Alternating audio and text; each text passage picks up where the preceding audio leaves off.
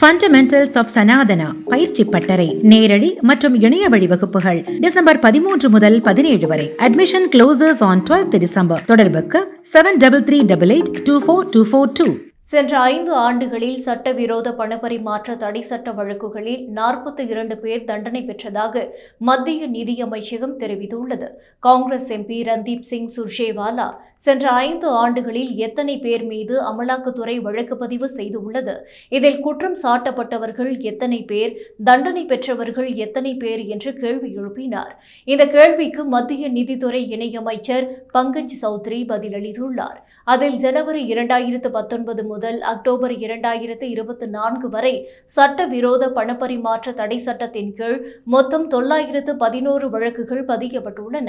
இதில் 2019 ஆண்டு 50 வழக்குகள், 2020 ஆண்டு 106 வழக்குகள், 2021 ஆண்டு 128 வழக்குகள், 2022 ஆண்டு 182 வழக்குகள் பதிவு செய்யப்பட்டுள்ளன. அதிகபட்சமாக 2023 ஆண்டில் 239 வழக்குகள் பதிவு செய்யப்பட்டுள்ளன.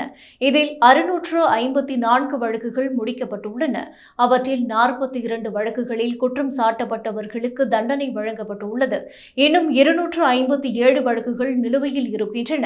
மேலும் 99 பேர் சட்டவிரோத பணப்பரிமாற்றம் மூலம் பெற்ற சொத்துக்கள் பறிமுதல் செய்யப்பட்டுள்ளன.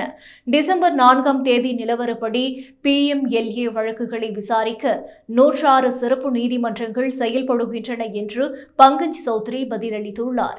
இந்த பதிலை குறிப்பிட்டு ரந்தீப் சிங் சுர்ஜேவாலா, அமலாக்கத்துறையும் சட்டவிரோத பணப்பரிமாற்ற தடை சட்டமும் தவறாக பயன்படுத்தப்படுவது இதன் மூலம் உறுதி செய்யப்பட்டுள்ளதாக விமர்சித்துள்ளார். 911 வழக்குகள் பதியப்பட்டு அவற்றில் 654 வழக்குகள் முடிக்கப்பட்டு அதில் 42 வழக்குகளில் தண்டனை வழங்கப்பட்டு 99 பேரின் சொத்துக்கள் பறிமுதல் செய்யப்பட்ட நிலையில் அமலாக்கத்துறை தவறாக பயன்படுத்தப்படுவதாக கூறப்படுவது வியப்பை ஏற்படுத்தியுள்ளது.